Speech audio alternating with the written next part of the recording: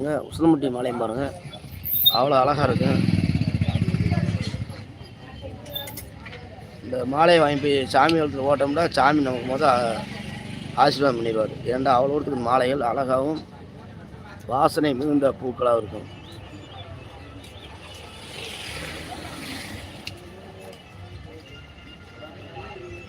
இறந்தவங்களுக்கு இந்த மாலை வாங்கி போட்டிங்கன்னா அவர் நேர சொர்க்கத்துக்கே போயிடுவார். ஏன்டா இந்த மாலையில் அவ்வளோ ஒரு சிறப்பு அம்சங்கள் இருக்குது. உசிலம்பட்டி மாலையில்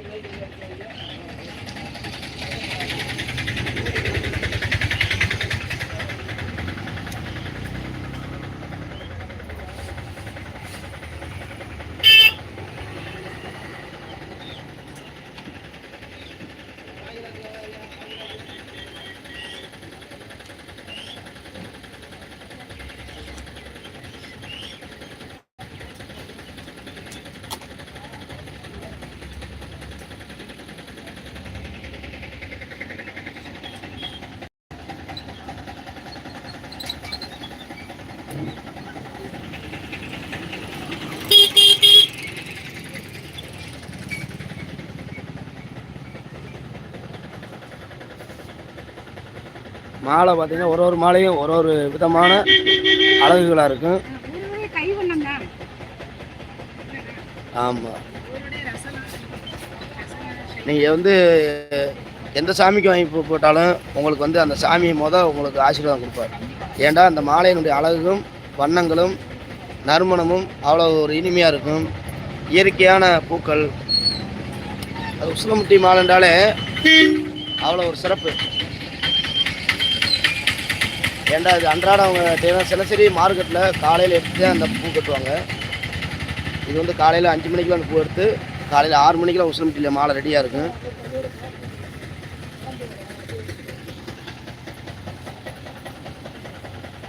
மாலை எப்போ பார்த்தாலும் ஃப்ரெஷ்ஷாக இருக்கும்.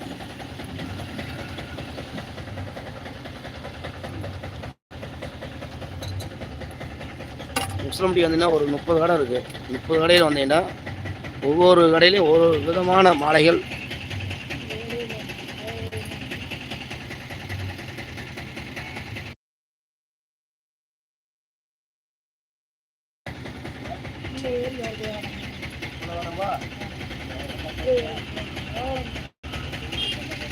இந்த மாலை பாருங்க, ஒரு மாலையும் ஒரு அழகு. அப்படி அழகு தான் ஒரு எடுத்து. இந்த ரோசா பூலாம் பார்த்தீங்கன்னா தமிழ்நாட்டில் எங்கேயுமே இப்படி ஒரு பூ இருக்காது. அவ்வளோ அழகாக இருக்கு.